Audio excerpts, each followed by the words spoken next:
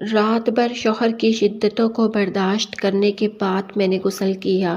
میرے ہونٹوں اور گردن پر سرخ نشان بن چکے تھے، لیکن شوہر تیسری دفعہ فارغ ہونے کے بعد بھی کہنے لگا، میرے جذبات ابھی تک ٹھنڈے نہیں ہوئے ہیں، میں صبح تک تمہارے جسم سے کھیلنا چاہتا ہوں۔ یہ کہہ کر اس نے میرے دونوں ہاتھ پکڑے اور کہا، زیادہ نخرے نہ دکھاؤ، میرے سامنے تم میری بیوی ہو، میں تمہیں ہر ایک پردے سے آزاد دیکھنا چاہتا ہوں، چلو جلدی سے اپنے کپڑے اتارو، میں تمہارے وجود کو ہر پردے سے آزاد کرنا چاہتا ہوں۔ جب کاشف کی بات سنی تو میں کانپ کے رہ گئی تھی، میرے پاؤں ہاتھ ٹھنڈے پڑ رہے تھے، میں تو پہلے ہی شاید شرم و حیا کا پیالہ پی کر آئی تھی۔ میں ہر وقت پردے میں رہنے والی لڑکی تھی، میری بہن کے مرتے ہی مجھے اپنے بہنوئی سے نکاح جیسے پاک رشتے میں بندھا گیا۔ میں تو چھوٹی عمر کی 16 سال کی لڑکی تھی، کاشف تو میرے بہنوئی تھے، مجھے تو ان کے سامنے شرم محسوس ہو رہی تھی۔ پتہ نہیں وہ کس جنم کا بدلہ مجھ سے لینا چاہتے تھے، وہ ہر طرح سے مجھے اذیت دینا چاہتا تھا، میں تو اپنی جگہ سے ہل بھی نہیں پا رہی تھی، لیکن اس نے میرے آگے بڑھ کر جب مجھے اپنے حصار میں لیا تو میں کانپنے لگی۔ میں تو ایک نازک سی لڑکی تھی، ابھی ابھی جوانی کی دہلیز پر قدم رکھا تھا، لیکن کاشف نے مجھے کھینچ کر اپنے اوپر گرا دیا اور میرے وجود سے سارے پردوں کو آزاد کر دیا۔ مجھے بے لباس کر کے بستر پر اتنی زیادہ تکلیف ہو رہی تھی کہ مجھ سے تو اب اٹھا بھی نہیں جا رہا تھا، میری نازک جگہ سے شدید درد کی ٹھیس اٹھ رہی تھی۔ میں رات بھر کاشف کی شدتوں کو برداشت کرتی رہی تھی، اب اتنی زیادہ تکلیف ہو رہی تھی کہ میرا جسم تکلیف کی وجہ سے ٹوٹ رہا تھا۔ میں نے اب اپنی ہمت سے آنکھیں بند کر کے بڑی مشکل سے اپنے وجود کو سنبھالتے ہوئے اپنے گرد پڑی چادر کو اٹھایا۔ میری نظر ایک بالکونی پر پڑی تو وہاں کاشف بغیر شرٹ کے اتنی سردی میں کھڑا ہوا تھا۔ مجھے تو اب کاشف سے نفرت پیدا ہونے لگی تھی، جس نے مجھ پر بغیر رحم کیے میرے وجود پر ہر طرح کی تکلیف دینے کی کوشش کی تھی۔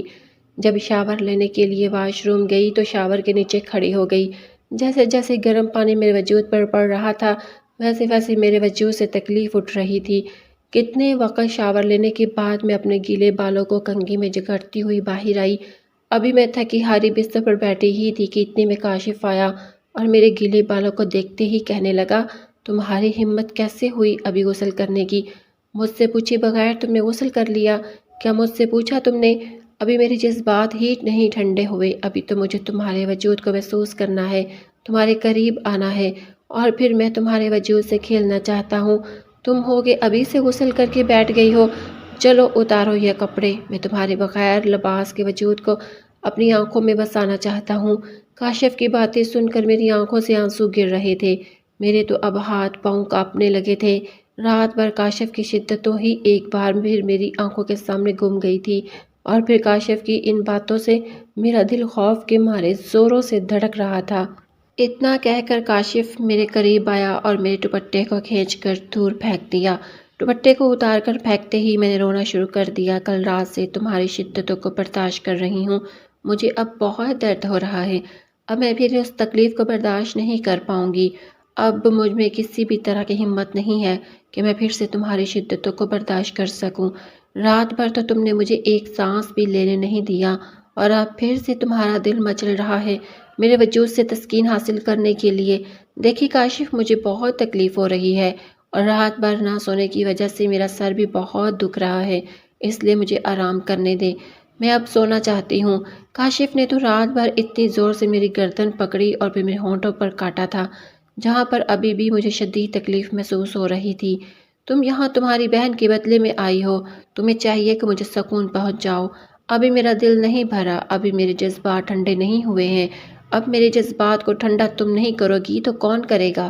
کاشف سرکڑ کو پاؤں کے نچلے مسلتا ہوا دوبارہ میرے اوپر جھکا تھا، وہ اتنا جنونی بن گیا تھا کہ بڑی شدت سے اس نے میرے لبوں کو کاٹا کہ اب کی بار تو میرے ہونٹوں سے خون بہنے لگ گیا تھا، بمشکل میرے گلے سے آواز نکلی تھی، میں درد سے کہرانے لگی تھی، کچھ نہیں میری جان، اتنا بھی تڑپنے کی ضرورت نہیں، یہ سب تو اب تمہیں عمر بھر سہنا ہی ہے، اب اس سب کی عادت ڈال لو، میرے سامنے ابھی بھی نازک بننے کی کوشش مت کرو، مجھے نازک لڑکیاں بالکل بھی پسند نہیں ہیں، تمہارا اس طرح سے تڑپنا مجھے بالکل بھی پسند نہیں ہے، میں تو چاہتا ہوں کہ بلکہ تم بھی میرا بھرپور ساتھ دو، میں جب بھی تمہارے قریب آؤں تو تم میرے لیے پاگل ہو جاؤ اور جب میں تمہارے وجود کو چھوتا ہوں تو تم بھی پاگل پن دکھاؤ، خود کو اپنا آپ میرے قریب کرنے کی کوشش کرو۔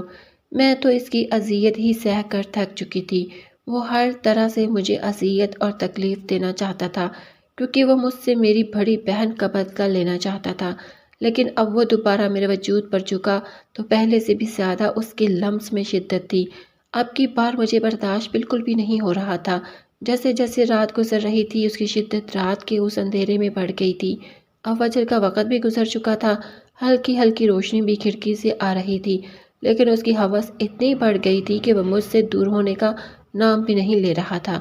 میری آنکھوں سے آنسو نکل کر تکیے میں جذب ہو رہے تھے۔ یہ تکلیف برداشت نہیں ہو رہی تھی، میرا پورا وجود لرز رہا تھا۔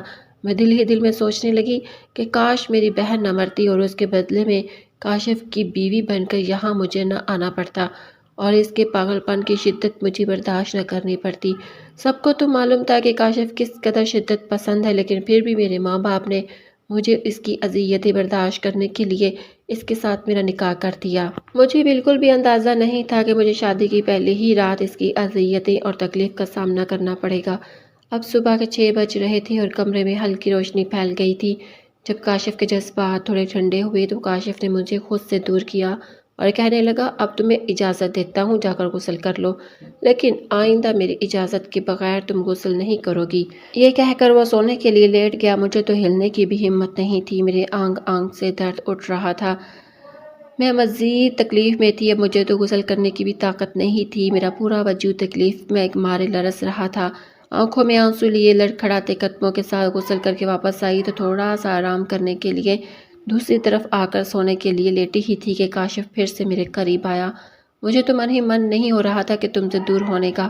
تمہارا خوبصورت نرم و نازک وجود ایک ہی رات میں مجھے اتنا پاگل کر دیا ہے کہ من تو کرتا ہے تمہارے وجود سے ایک لمحے بھی پیچھے نہ ہٹوں، اور تمہیں اپنے حصار میں لیتے ہوئے مجھے جو سکون مل رہا ہے ایک لمحے کے لیے بھی نہ تمہیں بخشوں۔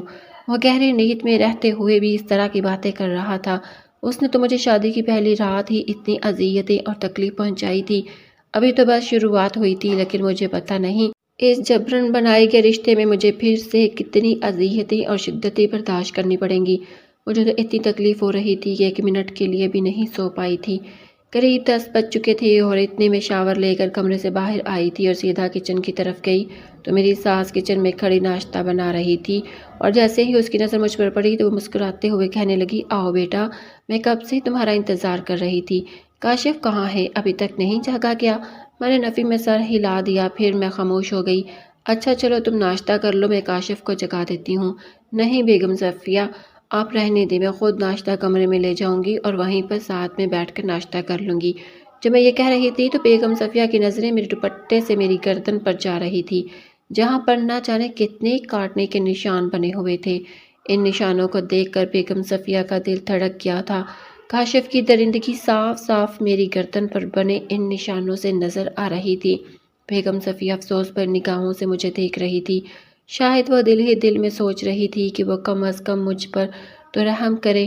بیگم صفیہ نے بہت ہی محبت سے مجھے کرسی پر بٹھایا اور کہنے لگی، نادیہ بیٹا میری بات سنو۔ وہ میرے چہرے کو ہاتھ میں لے کر اور اپنی آنکھوں میں آنسو بھرتی ہوئی کہنے لگی، دیکھو بیٹا، تمہیں صبر کرنا ہوگا۔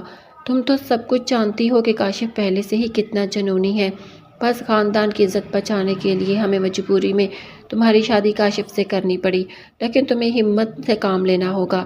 تم اپنی محبت سے ہی کاشف کا دل جیتنا ہوگا، کیونکہ تمہاری بہن نے جو کیا تھا اس کے بعد سے تو اسے عورت ذات سے نفرت ہے، لیکن دیکھنا وقت کے ساتھ ساتھ سب کچھ بدل جائے گا اور تمہارے ساتھ محبت سے پیش آنے لگے گا۔ بس تمہیں تھوڑی سی ہمت کرنی چاہیے، پھر دیکھنا تمہاری زندگی سنور جائے گی۔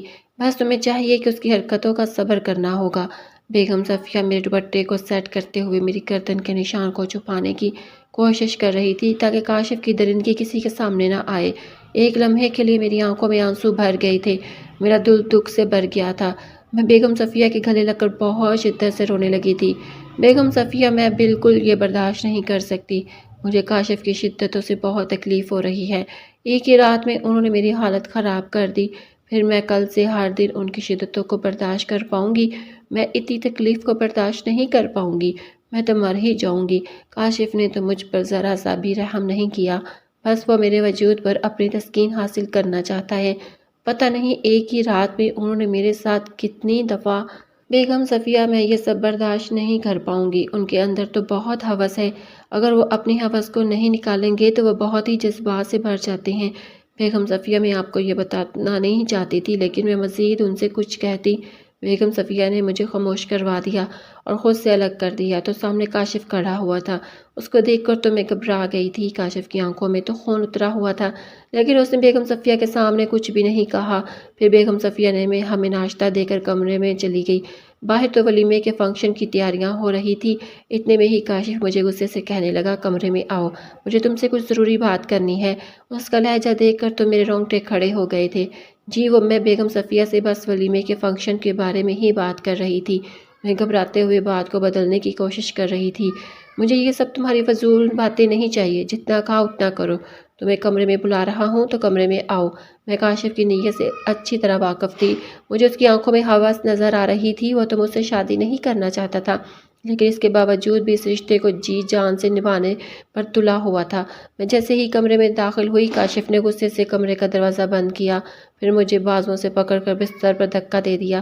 پھر کہنے لگا، تمہیں کس نے بولا تھا کہ اپنے کمرے کی باتیں میری ماں کو بتاؤ؟ میاں اور بیوی کے درمیان جو بھی ہوتا ہے اسے کسی کے بھی سامنے ظاہر نہیں کرنا چاہیے۔ میاں بیوی کا رشتہ ایسا ہوتا ہے کہ بیوی کو شوہر کی شدتیں برداشت کرنی پڑتی ہیں۔ کاشف نے تو میرے بالوں کو اپنے ہاتھوں میں دبوچتے ہوئے غصے میں کہا تو میں رونے لگی۔ لڑکھڑاتے ہوئے زبان سے کہنے لگی، نہیں کاشف، میں نے بیگم صفیہ سے کچھ بھی نہیں کہا۔ انہوں نے تو میری گردن پر یہ نشان دیکھ کر خود سے پوچھا تھا۔ میں نے اپنی گردن سے دوپٹہ سائڈ پر کیا اور نشان کاشف کو دکھانے لگی، جہاں پر ان گنت نشان بنے ہوئے تھے۔ تو کیا ہوا، ایسے نشان بنتے ہی ہیں، لیکن تمہیں چاہیے تھا کہ یہ نشان اپنے دوپٹے سے چھپاؤ، لیکن تم تو چاہتی ہی تھی کہ یہ نشان میری ماں کو نظر آئے۔ اس نے میرے جبڑے دبوچتے ہوئے بولا تھا کہ کاشف، آپ مجھ پر الزام نہیں لگا سکتے، اس میں میرا کوئی قصور نہیں ہے۔ تو میرے سامنے اتنی معصوم بننے کی کوشش مت کرو۔ میں اچھی طرح سے جانتا ہوں یہ شریف اور نظر آنے والی لڑکیاں کس قدر چالاک ہوتی ہیں۔ مجھے بیوقوف بنانے کی کوشش مت کرو، میری جان میں تمہاری رگ رگ سے واقف ہوں۔ وہ یہ کہہ کر کاشف میرے دوپٹے کو میرے وجود سے الگ کرنے لگا۔ کاشف، یہ آپ کیا کر رہے ہیں؟ مجھے پھر سے آپ کی شدتوں کو برداشت کرنے کی ہمت نہیں ہے۔ آپ کی ہوس بھری درندگی میں نے رات بھر برداشت کی ہے۔ میں خود کو کاشف کے حصار سے چھڑوانے کی کوشش کرنے لگی، لیکن وہ زبردستی وہ ایک دفعہ پھر میرے اوپر جھکا چلا آیا۔ باہر سے نہ جانے کتنی دیر تک ملازمہ دروازے پر دستک دیتی رہی، ہمیں باہر بلاتی رہی، لیکن کاشف تو مجھے اٹھنے ہی نہیں دے رہا تھا۔ وہ تو اپنی شدت نشاور کرنے پر تلا ہوا تھا۔ پھر سے میں اس کی شدت کو سہتے سہتے انتہا پر پہنچ گئی تھی۔ وہ تو مجھ سے اپنا حق وصول کر کے شرٹ ڈال کر کمرے سے چلا گیا۔ میں پھر سے بستر پر بے جان سی پڑی ہوئی تھی۔ بار بار اس جگہ کو استعمال کرنے سے مجھے تکلیف ہو رہی تھی۔ ایک بار پھر سے میں غسل کرنے گئی۔ میری آنکھوں میں بہتے آنسو میری تکلیفوں کو برداشت کرتے باہر نکل رہے تھے۔ غسل کر کے میں آ کر بستر پر بیٹھی ہوئی تھی۔ باہر ننت میرے دروازے پر دستک دینے لگی تھی۔ کمرے کا دروازہ کھولا تو زینب کہنے لگی، بھابی، آپ کو کب سے اماں بلا رہی ہے اور کب سے ملازمہ دروازے پر دستک دے رہی تھی، اور کیا پھر سے آپ نے غسل کیا ہے؟ کیا بات ہے بھائی، لگتا ہے بھائی نے آپ کو پھر سے… آپ کو پتہ ہے بھائی آپ کی بہن پر بھی اسی طرح اپنی شدت نشاور کرتے تھے۔ ایسا ایک دن نہیں ہوا جب بھائی نے آپ کی بہن یعنی بھائی کی پہلی بیوی سے اپنا حق وصول کیا نہ ہو۔ رات رات بھر آپ کی بہن کی چیخیں اس کمرے سے باہر نکل کر گھر میں گونجتی تھی۔ آپ یقین کریں اس طرح سے بھائی آپ کی بہن سے پیش آتے تھے۔ اب مجھے تو آپ کو دیکھ کر ایسا لگ رہا ہے کہ آپ کا بھی یہی حال ہونے والا ہے، لیکن آپ کو ہمت کرنی ہوگی۔ زینب کی باتیں سن کر مجھے گھبراہٹ محسوس ہو رہی تھی۔ بھائی تو کبھی کبھی آپ کی بہن پر ہاتھ بھی اٹھاتے تھے۔ آپ کو صبر کرنا ہوگا۔ بھائی نے تو آپ کی بہن پر بھی رحم نہیں کیا اور وہ بالکل ویسے ہی رویہ آپ کے ساتھ اپنانے لگا ہے۔ بالکل بھی آپ پر رحم نہیں کرے گا۔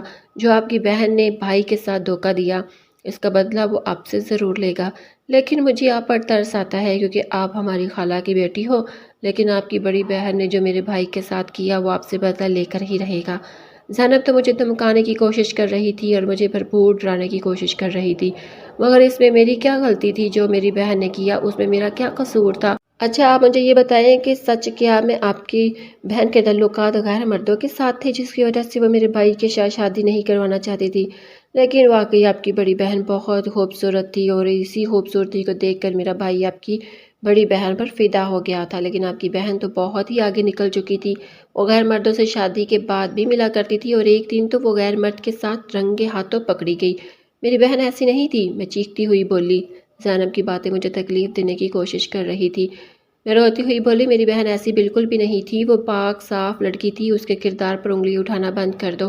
وہ بالکل بھی ایسی نہیں تھی، وہ تو ایک عزت دار پاک پردے میں رہنے والی تھی۔ وہ تو تمہارے بھائی نے اسے فضول کا بدنام کر کے رکھ دیا ہے۔ یہ سب جھوٹی افواہیں ہیں میری بہن کے بارے میں۔ زینب کے منہ سے اس طرح کی باتیں سن کر مجھے بہت تکلیف ہو رہی تھی۔ اتنے میں زینب وہاں سے چلی گئی اور پارلر والی مجھے تیار کرنے کے لیے آ گئی تھی۔ میں بار بار ضد کرنے لگی کہ میں خود ہی تیار ہو جاؤں گی، لیکن گردن پر جو نشان تھے وہ میں کسی کو بھی نہیں دکھانا چاہتی تھی۔ میں اپنے سر سے دوپٹہ بھی نہیں ہٹا رہی تھی۔ ایسی ہی میری حالت بیگم صفیہ سمجھ چکی تھی۔ پھر بیگم صفیہ مجھے پیار سے کہنے لگی، دیکھو نادیہ بیٹا، تمہیں ڈرنے کی یا شرمانے کی کوئی ضرورت نہیں ہے۔ کمرے میں بس پارلر والی ہوتی ہے جو تمہیں تیار کرے گی اور کوئی بھی اس کمرے میں موجود نہیں ہوگا۔ شام کو ولیمہ ہے اور تم کاشف خان زادہ کی بیوی ہو، جلدی سے تیار ہو جاؤ، ضد مت کرو۔ اتنا کہہ کر وہ کمرے سے باہر چلی گئی تھی۔ پھر جیسے ہی پارلر والی کی نظر میری گردن پر پڑی تو مسکرا کر کہنے لگی، لگتا ہے تمہارے شوہر نے تمہیں بہت شدت سے اپنا پیار نچھاور کیا ہے۔ لگتا ہے وہ شادی کی پہلی رات کے لیے ہی بہت پہلے جذبات بھر چکا تھا، اس لیے تو تمہاری گردن پر اتنے نشان چھوڑے ہیں۔ اس کی باتیں سن کر میں تو شرم سے پانی پانی ہو چکی تھی۔ میری آنکھوں میں نمی اتر آئی، میں بہت شدت سے رونے لگی تھی۔ میرا رونا دیکھ کر پارلر والی پریشان ہو گئی تھی۔ کیا ہو گیا ہے، اتنا کیوں رو رہی ہو؟ پارلر والی مجھے بہت محبت سے سمجھانے کی کوشش کر رہی تھی۔ دیکھ، ایسا ہوتا ہے، کئی لڑکیوں کو میں نے ایسا دیکھا ہے۔ بہت سے ایسے مرد ہوتے ہیں جو شادی کے شروع کے دنوں میں بہت ہی جذبات بھرے ہوتے ہیں اور بڑی ہی شدت سے اپنا پیار نچھاور کرتے ہیں، لیکن آہستہ آہستہ خود ہی ٹھیک ہو جاتے ہیں۔ شادی کے پہلے دنوں میں وہ تھوڑے جذبات سے بھرے ہوتے ہیں، اسی وجہ سے تمہیں بالکل بھی پریشان ہونے کی ضرورت نہیں ہے۔ تم تو بہت معصوم اور خوبصورت سی پیاری سی گڑیا ہو، کم عمر ہونا، شاید اسی وجہ سے اتنی زیادہ گھبراہٹ ہو رہی ہے۔ تمہیں بالکل بھی گھبرانے کی ضرورت نہیں ہے۔ وہ مجھے بہت پیار سے سمجھا رہی تھی اور مجھے تیار کر رہی تھی، لیکن مجھے تو سب کے سامنے بہت شرمندگی کا احساس ہو رہا تھا۔ مجھے تو اب یہ سوچ سوچ کر سکون مل رہا تھا کہ آج تو ولیمہ ہے اور رسم کے مطابق مجھے اپنی ماں کے جانا تھا، اور کم از کم 4-5 دنوں کے لیے تو میں سکون سے رہ سکتی تھی۔ کم از کم 4-5 دن تک تو مجھے کاشف کی شدت برداشت نہیں کرنی پڑے گی۔ پارلر والی مجھے تیار کر کے آئینے کے سامنے آ چکی تھی۔ جب میں نے نظر اٹھا کر دیکھا تو میں بہت ہی خوبصورت لگ رہی تھی، مکمل طور پر ایک پری لگ رہی تھی۔ تیار کر کے پارلر والی کمرے سے چلی گئی تھی۔ اسکن کلر کے گاؤن میں بہت حسین لگ رہی تھی اور مجھے لینے کے لیے کاشف کمرے میں آیا تو مجھے دیکھ کر اس کی نگاہیں میرے وجود سے اٹک گئی تھی۔ وہ مجھ سے نظریں ہی نہیں ہٹا رہا تھا اور آہستہ آہستہ میرے قریب آیا اور اپنے ہاتھوں سے میرے گال چومنے لگا۔ اتنا ہی تم میں وفا ہونی چاہیے، اگر تمہارے اندر وفا نکل آئی تو دیکھنا پھر کاشف تمہیں کیسے دیوانوں کی طرح محبت کرے گا۔ بس اپنی بہن کی طرح دھوکہ باز نہ نکلنا، پھر دیکھنا میں تم سے کتنی محبت کرتا ہوں۔ تمہیں پاگلوں کی طرح چاہوں گا، تمہیں کاشف خان زادہ کی بیوی کا رتبہ ملے گا، ہر کوئی تمہیں عزت کی نگاہوں سے دیکھے گا۔ مجھ سے وفا کرتی رہو، تمہیں اتنی عزت ملے گی کہ تم سوچ بھی نہیں سکتی۔ میرے اور قریب آتا گیا، میں پیچھے قدموں سے دیوار کے ساتھ لگ گئی۔ میری نگاہیں اب نیچے ہو گئی۔ اپنی نظریں اٹھا کر میری طرف دیکھو۔ میں نے کبھی سوچا نہیں تھا پہلی بیوی کو کہ بہن جو کہ سادہ سے پردے میں رہنے والی لڑکی مجھے اس قدر خوبصورت لگنے لگ جائے گی، لیکن مجھے تمہاری بہن کے دھوکے کا بدلہ چاہیے۔ جب تک میرا بدلہ پورا نہ ہو جاتا تب تک تمہیں میری زندگی اذیتیں اور شدتیں برداشت کرنی پڑیں گی۔ جب تک تمہاری بہن کا بدلہ تم سے نہ لے لوں مجھے چین نہیں ملے گا۔ یہ کہہ کر وہ میری کمر پر ہاتھ رکھ کر کھینچ کر مجھے اپنے ساتھ لگا چکا تھا۔ اس نے اس طرح مجھے کھینچ کر اپنے وجود سے لگایا تو میں کانپنے لگی تھی۔ اس کے لمس کو محسوس کر کے میرے جسم میں کرنٹ سا دوڑ گیا تھا۔ کل رات والی شدتیں پھر سے میری آنکھوں کے سامنے گھوم گئی تھی۔ کل رات ہی اس کی شدتوں کو سہ کر مجھے پہلے سے ہی میرا جسم درد کر رہا تھا۔ رات بھر جاگنے کی وجہ سے میرے جسم میں درد ہو رہا تھا، سر بھاری سا ہو رہا تھا۔ اب میرے قریب کھڑا ہوا تھا جب دروازے پر دستک ہوئی۔ پلیز آپ لوگ باہر آ جاؤ، بعد میں رومانس کر لیجیے گا، کاشف کی کزن کمرے میں داخل ہوتے ہی بولی، اور جو کہ کاشف کو سخت ناپسند گزری۔ غصے والی نگاہوں سے اس لڑکی کی طرف دیکھا تو وہ کمرے سے باہر چلی گئی۔ کاشف میرا بازو پکڑتے ہوئے باہر لے کر آیا۔ ولیمے کا فنکشن لان میں ہی رکھا تھا۔ میرے ہاتھوں کو اپنے ہاتھ کی گرفت میں لیتا ہوا لان کی طرف دیکھ رہا تھا۔ ولیمے کا فنکشن وہاں پر ہی تھا۔ جیسے ہم دونوں وہاں پر آئے تو سب لوگ ہمیں دیکھ کر چاند سورج کی جوڑی کہہ رہے تھے۔ ایسا لگ رہا تھا جیسے ہم دونوں کو ایک دوسرے کے لیے بنایا گیا ہو۔ عمروں کے فرق کے باوجود ہم دونوں بہت حسین لگ رہے تھے۔